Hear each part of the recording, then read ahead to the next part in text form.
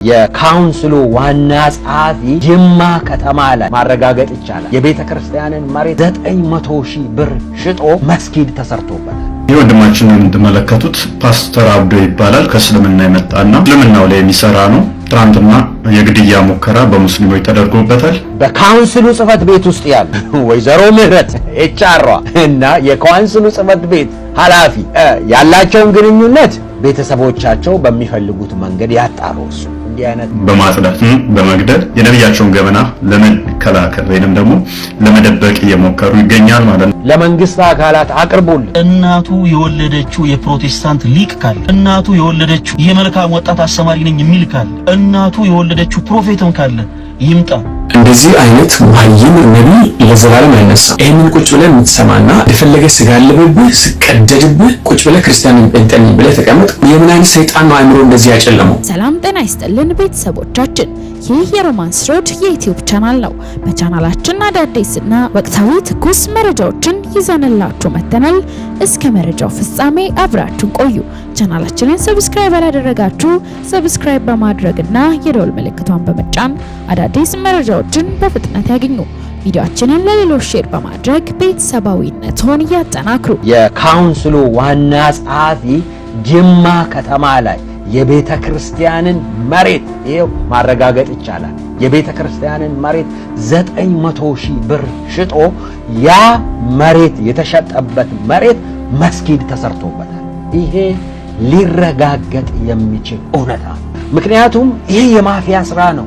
በካውንስሉ ጽፈት ቤት ውስጥ ያሉ ወይዘሮ ምህረት ኤችአር እና የካውንስሉ ጽፈት ቤት ኃላፊ ያላቸውን ግንኙነት ቤተሰቦቻቸው በሚፈልጉት መንገድ ያጣሩ። እሱ እንዲህ አይነት ጸያፍ ነገር ውስጥ መግባት አልፈልግም። ቅድም ወይዘሮ ምህረትን ወደ ውጪ ያመላልሳል ያልኩት ይሄ ነው። በውጭ ሀገር በዶላር የሚከማቸውን ገንዘብ ሃንድል ለማድረግ ነው የሚመላለሱት። እንኳንስ እግዚአብሔር ፊት ይቅርና እነዚህ ሰዎች የፌደራል ጸረ ሙስና ፊት ሊቆሙ የማይችሉ በኃጢአት የተጨማለቀ እጃቸው ውስጥ ደም ያለባቸው ሰዎች ናቸው። አቶ ታምራት አበጋዝ ቤት ሳይሆን ህንፃ ነው እየገነቡ ያለው። ደሞዛቸውና የሚገነቡት ህንፃ ገቢያቸው ከየት ነው መጠየቅ አለበት። የፓስተር ጌትነት ባለቤት ህይወታቸው ኑሯቸውን እናውቃለን። ዛሬ V8 መኪና ስንት መኪና የመንዳት የደረሱት ከየት መጥቶ ነው ያ ሁሉ ገንዘብ? ግራውንድ ፕላስ 4 ውስጥ ዛሬ የሚኖሩ ይሄ ሁሉ ከየት መጥቶ ነው? ይሄንን ማጣራት ይቻላል። ፍቃዱ ማለት ብዙ ተከታይ ያላችሁ ሰዎች ይሄንን አዳርሱልን፣ ሼር አድርጉ፣ ለመንግስት አካላት አቅርቡልን። ብዙ መረጃዎችን ብዙ ነገሮችን ይዤ ነበረ። ለአሁኑ እዚህ ጋር አበቃለሁ። እንደዚህ አይነት መሀይም ነብይ ለዘላለም አይነሳም። ፓለስቲናን ሪኮግናይዝ ለማድረግ አውሮፓውያን ሌሎችም ሀገራቶች ሽር ጉድ ሲሉ ቆይተዋል። አሁን ይሄን ይላል መጥቶ ሌሎች ሀገራቶች አገንስት እስራኤል ይወስናሉ ብዬ የተናገርኩት ትንቢት ተፈጽሟል ብሎ ኔታንያሁ ንግግር ሲያደርግ መቋቋም ከብዷቸው ሮጦ ሲወጡ የሚያሳዩትን ቪዲዮ ያስቀምጦ ይሄው ነብይ መሆንን እመኑ ተፈጸመ። ይሄንን ቁጭ ብለህ የምትሰማና የፈለገ ስጋ ለብብህ ስቀደድብህ ቁጭ ብለህ ክርስቲያን እንጠኝ ብለህ ተቀመጥ። የምን አይነት ሰይጣን ነው አእምሮ እንደዚህ ያጨለመው? ጉግል ያደረገ ዜና ያነበበ ትንቢት ነው ብለህ ነገር ዝም ብለህ ትሰማለህ እንዳንተ? እንደዛ ከሆነማ አልጀዚራ ሁሉ የነቢያት ስብስብ ነው። CNN ሁሉ የነቢያት ስብስብ ነው። ኒውዮርክ ታይምስ እና ዋሽንግተን ፖስት በሙሉ ነቢያቶች ናቸው። እንደዛ ከሆነ ሁላችንም ስናወራ እኮ የቆየነው ነገር እኮ ነው። እኔስ ታዲያ ነቢይ ነኝ? እንደዛ ከሆነ ምንድነው አዚም ያደረገባችሁ እናንተ ሰዎች? ይሄ ሌባ ወንበዴ መናጤ ሰላቶ እኮ ነው። አስራት የከፈልክ የምትሰማ ሰው ምን አይነት ሰው ነህ? ኧረ ውጡና አምልጡ ከእንደዚህ አይነት ነገር። ማንኛውም ነብይ አቅሙ ሲዳከም ሄዶ ሪቻርጅ የሚደረግበት የራሱ ጠንቋይ ምዕራብም የምስራቅም አፍሪካ ላይ የራሳቸው ጠንቋዮች አሏቸውና ይሄ ልጅ ባለፈው ካስታውሳችሁ አቅሙ ሲዳከም ማላዊ ነው ሮጦ ሄዶና መንፈሳዊ አባቱ የሚባለው ጠንቋይ ቡሽሪ ነው። ጠንቋይ ቡሽሪ ጋር ሄዶ ሪቻርጅ ተደርጎ ኃይል አግኝቶ ሊመጣ ነበር ሄዶና ምንም ኃይልም አላገኘም። አሁን እንዳያችሁ ከሆነ ዜና ጉግል የማድረግ ኃይል ነው ያገኘው። ሰዓት ለብሷል፣ የተነበይላቸዋል፣ አዲስ ነገር ይሆናል፣ ሞልቼ ልኬዋለሁ ምናምን ብሎ ቡሽሪ ለጥፎ ነበር። ሪቻርጅ አድርጎ ባትሪ ሞልቶ ነበር የላከው። ቡሽሪ ራሱ መንፈሱ ተሞቷል ማለት ነው። ጉግል አድራጊ ሆኖ ነው የመጣው። የሰገን ነብይ ነው። 22 ላይ ሰገን የሚባል ህንጻ አለ የምታውቁ ከሆነ እዛ ውስጥ አሁን የቲክቶክ ላይ የምታዩ ነብይ ሁሉ እዛች ህንጻ ውስጥ ነው ያለው። የሰገድ ነቢያቶች ከሚባሉት ውስጥ አንዱ ነው። ዳንኤል ነው ምናምን የሚባል አንድ እሱ ነብይ ነው። ህንጻውን ገዝቶት ይሁን ምናምን ከዛ እሱ ነው ለነቢያቶቹ የሚያከራየው እና ከ5 ሰዓት እስከ 8 ሰዓት አንዱ ፕሮፌት አለ። ከዛ ማስታወቂያ ሲነግር በሰገድ ህንጻ 22 ላይ ምናምን ብሎ ነው ማስታወቂያ የሚነግረው። ከዛ ደግሞ ሌላ ቲክቶክ ላይ ማስታወቂያ አለ። ከ10 ሰዓት እስከ 12 ሰዓት የነብይ እከሌ ኢንተርናሽናል ተርች ተብሎ ወዲያው እዛው ቸርች ውስጥ ነው ታፔላ የምትቀያየረው። ከዛ በኋላ ከምሽቱ 12 ሰዓት እስከ 3 ሰዓት አንድ ሌላ ደግሞ ተንባይ ይወስዳል ማለት ነው። ከሳምንት እስከ ሳምንት በሰዓት ሸንሽኖ ለነዚህ ሐሰተኛ ነቢያቶች ያከራይላቸዋል። ምዕመኑ አንድ ነው። ካሜራ ቀራጮቹ አንድ ናቸው። ወንበሩ አንድ ነው። እነሱ ሰዓት ብቻ ነው የሚነግሩት። በዛ ሰዓት መሰረት ይመጣሉ። ሁሉም ኢንተርናሽናል ቸርች። ነገር ግን በዛቸው አንድ ክፍል ውስጥ ሰገድ ህንጻ ላይ ነው ያሉት። ይሄው የሰገድ ህንጻ ተንባዮች ውስጥ አንዱ ነው። ጉርዱ ሾላም እዛ ወደ ፊጋ መታጠፊያ ወርታች ወረድ ስትሉ አለች። እዛ ጋር ሌላ አንድ ሰገድ ህንጻ እዛ ተከፋፍሎ በሰዓት ለነቢያቶች የሚከራይ። ከዛ በኋላ ኢንተርናሽናል ቸርች ብሎ ግን ቲክቶክ ላይ ቀውጤ አድርጎ ነው ማስታወቂያ የሚሰራው። እንደዛ አይነት ውንብድና ነው ዳንኤል ያለማመዳቸው ማለት ነው። ግድ የላችሁም፣ ኪቦርድ አለኝ፣ ወንበር አለኝ፣ ሳውንድ ሲስተም አለኝ፣ ብቻ እናንተ በሰዓት ስንት ትከፍላላችሁ ከኔ ጋር ተነጋገሩ ምናምን ብሎ ነው ይሄን ህንጻ የሚሸበችበው። በነገራችን ላይ ይሄ ልጅ ማለት ነው ለጥንቁልና አልደረሰም። ቢያንስ ሌሎች እንደዚህ አሁን ጆይ ጭሮ ምናምን የሚባሉ የጥንቁልና ስፒሪቱ ራሱ የተወሰነ መልኩ ይችሉታል። ይሳሳታሉ፣ ያገኛሉ አንዳንድ ነገር ምናምን እንደዚህ አይነት የጥንቁልና ኤክስፒሪየንስ ነው ያላቸው። ይሄ ግን የዩቲዩብ ቪዲዮና በቲክቶክ እና በፌስቡክ የሚለቀቅለትን አናላይዝ አድርጎ ነው ትንብት ብሎ አሁን ሰዓቱ የዓለም አቀፍ ትንብት ማቀርብበት ሰዓት ነው ይላል። ከዛ ዓለም አቀፍ ትንብት ስለ እስራኤል ነው፣ ስለ ፍልስጤም ነው፣ ከዛ ወይ ስለ አሜሪካ ነው። ከሰገን ህንጻ ተንባዮች ራቁ ብዙ ዘነገረናል። በአሁኑ ሰዓት የአፍሪካ ጠንቋዮች ራሱ ይሰራላቸው አይደለም። ይሄዳሉ ተሞላን ብሎ ይመጣሉ። አንድም የመጠንቋይ አቅም የላቸው። ጥርብ መሃይም፣ ሰላቶ፣ ሌባ እንደዚህ አይነት አይነ ደረቅ። ሰላም እንዴት ናችሁ? ይህ ወንድማችንን የምትመለከቱት ፓስተር አብዶ ይባላል። ከእስልምና የመጣና እስልምናው ላይ የሚሰራ ነው። ትናንትና የግድያ ሙከራ በሙስሊሞች ተደርጎበታል። ይህንን ካደረጉ በኋላ ልክ እንደ ጀግና በየቲክቶካቸውና በፌስቡካቸው ላይ ይህንን አድርገናል እያሉ እየፖሰቱትና እየተደሰቱ ነበር። ያው እስልምና አመጣጡን ታውቃላችሁ። በፊትም በመግደልና ሌላውን በማሳደድ ነው።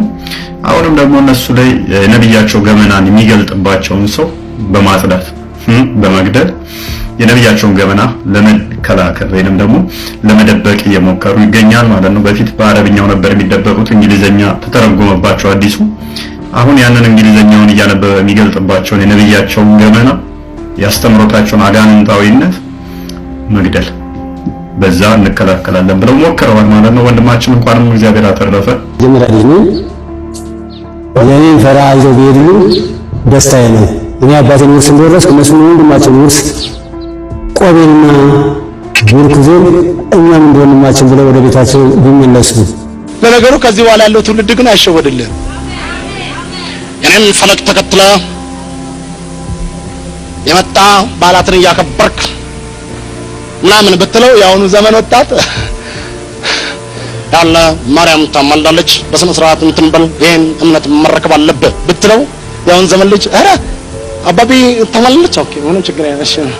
ከዛ በኋላ ኢንተርኔት ካፌ ትሄድን ባይብል ታወጣን ማርያም ታማልዳለች ነካ ነካ ስትል በጭራሽ አታማልድም ይላታል በእንግሊዘኛ።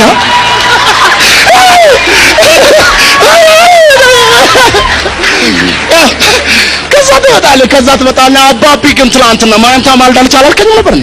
ብዬሻለሁ ታማልድ ነው ኢንተርኔት ጋብቼ ስፈልግ አታማልድ። እንደውም እሷ ራሷ ያላችሁ እሱን ስሙት ነው ያለችው። ምንድን ነው የምትለው አንተ? አባቴ እሱን ስማ። እስቲ አንድ ሳሜን በለዘ አባቦላ ምን ይላል? ምን ይሰማቸዋል? በእነሱ ዙሪያ ሁሉ ጊዜ ጸሎት የሚያደርገው ይመልሳቸው። ባኮቱን አባፎርቅ ሲርሱ ጸሎት ከሰማ የኔ ቆይቷል ብለው ጸሎታው ሁሉ ጊዜ ጠዋት ማታ ስንገናኝ በባኮቱ ጸሎት አድርጉ አብረን እንደባለቅ ነው የሚሉት።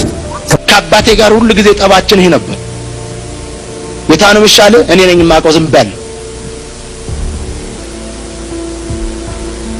ከዛ ይጠቅስብኛል። ምጥ ለእናቱ አስተማረች ይለኛል። ምጥ ለእናቴ የማስተማር ጉዳይ አይደለም፣ የማንበብ ጉዳይ ነው። አንበቤ ነው። እሱ ዘመኑን ሙሉ የኛን የልጆቹን በአጠቃላይ የክርስትና ስም ይዞ ይለው ነበር። ምንም እሱ በክርስትና ስሜ በግዕዙ ሲለው አጎዛ ላይ ተንበርክኮ ሲለው ምንም አንዴ ወታደር ቤት፣ አንዴ ቁማር ቤት፣ አንዴ ጫት ቤት፣ አንዴ ሲጋራ ቤት፣ አንዴ አሽሹ ቤት፣ አንዴ ምናምን ቤት ነው ስንገኝ ነበር። በቀላል መንገድ ነው እንጂ ናዝሬቱ ኢየሱስ በየመንገዱ ለቅሞ እዚያ ያደረሰን። በቀላል ነው። ከመደባለቅ ወደ ኋላ አንልም። በአንድ ማዕድ እንበላለን። በስመ አብ ወወልድ ወመንፈስ ቅዱስ በእመቤቴ በቅድስት ድንግል ማርያም ስም ብለን እንደምንበላ እርግጠኛ ነኝ። ሲስተሙ ራሱ አይፈቅድም። ጌታ ስሙ ይባረክ። ፈኒ ነገር መስማት ሰለቸን። በቃ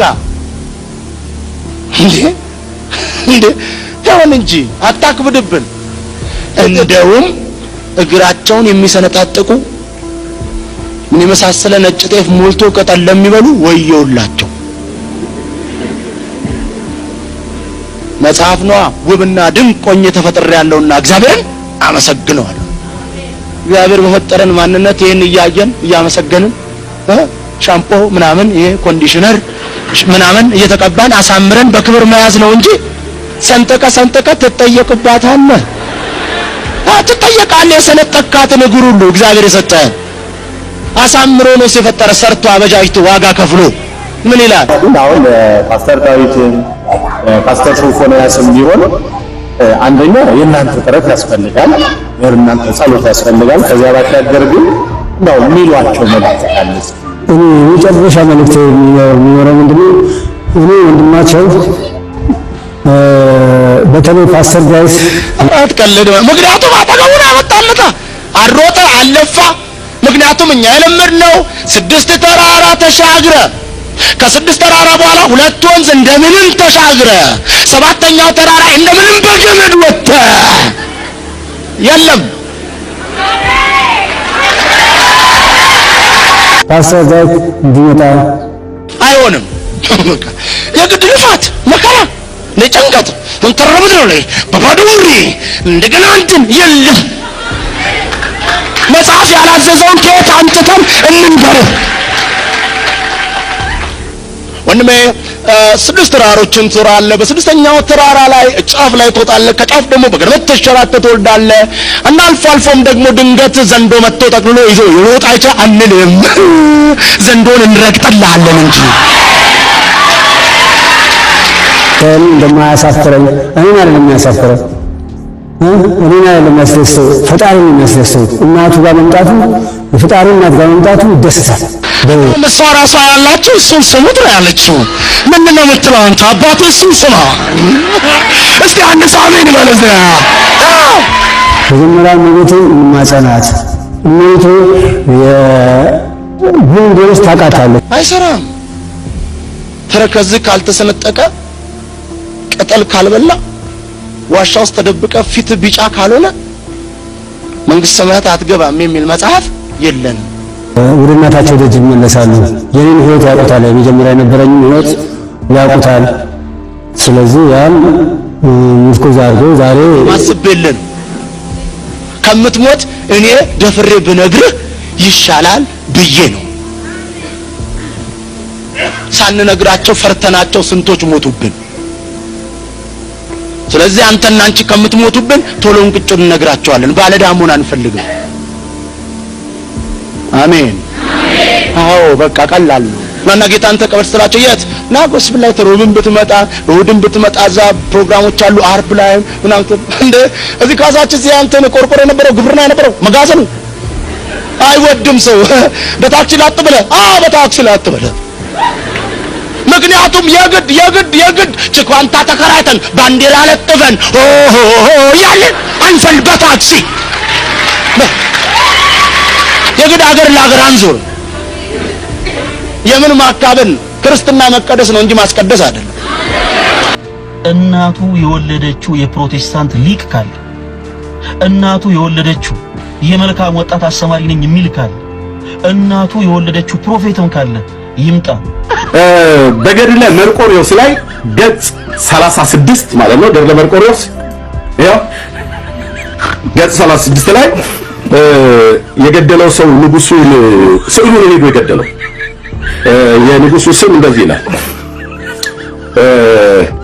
ሎት ስዕሉ ላይ ካህናቱ ወደ ቤተክርስቲያን ሲገቡ ደሙ ከስዕሉ ጦር ላይ ሲንጠባጠብ አይተዋል። ገድለ መርቆሬዎስ የተናገርኩት ገድለ ክርስቶስ ሰምራ ይሄንን የተናገርኩት ገድለ አባ ጊዮርጊስ ዘጋስጫ የተናገርኩት ታምረ ማርያም የተናገርኩት ስዕሉን እንዲናገራቸው ይለምኑታል። ቅድም በተናገሩት በድርሳነ ሚካኤል መልካ ሚካኤል ላይ ለልሳን ከብሎ በሚለው ክፍል ላይ አይ ቲንክ ሙሉን ፈለገ ሊያውቀው ይችላል፣ ላያውቀውም ይችላል። ምናልባት መልካ ሚካኤልን ካልተማረው ማለት ነው። ላያውቀው ይችላል፣ ከተማረ ግን ላያውቀው ይችላል። እንደው ባይማረው እንኳን ቀዊሜ የቅድመ እስልከ ብሎ የሚለውን ወረባ ያጣውም ቀዊሜ የቅድመ እስልከ ሶባ ወትርስ ኢለ በብሂለ ኦሆ ፍጡና አስማኒ ቃለ ብሎ የሚለውን አያውቀውም። የቤተክርስቲያን ዲያቆን ስለሆነ ማለት ነው። መቼም ጠርጥራለሁ አያውቀውም ብዬ በሚል ልጠርጥር። ስለዚህ ስዕላት በኢትዮጵያ ኦርቶዶክስ ተዋሕዶ ቤተክርስቲያን ሰውን ይገላሉ፣ ረግሞ ወደ ውሻነት ይቀይራሉ። ስዕላት ከስዕላት ቃል ይወጣል። ስዕላት ድንግልናህን ንጽህናን ጠብቅልኝ፣ የምታገባ ከሆነ እቀናለሁ፣ መልኬን ታይና ትረዳ ዘንድ እሺ መልኬን ታይና ትረዳ ዘንድ በዚህ ያለው ብላ ያነጋግራሉ። ስዕላት ማለት ነው።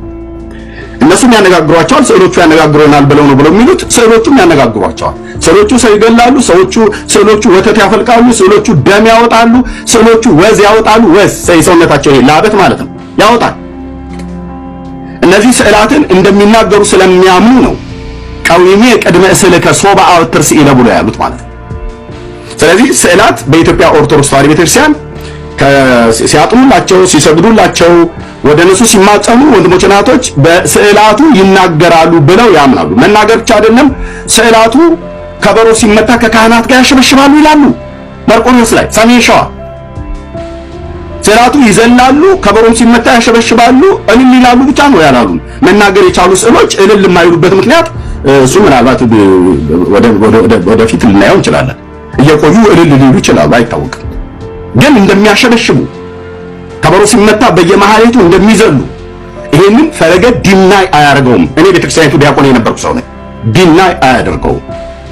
ስለዚህ በቤተክርስቲያኒቱ መጽሐፍቶች ላይ የተጻፈ ነው። ቴዲ ያሳየው እነዚህ ሁሉ መጽሐፍቶች አሁን ያወራሁትን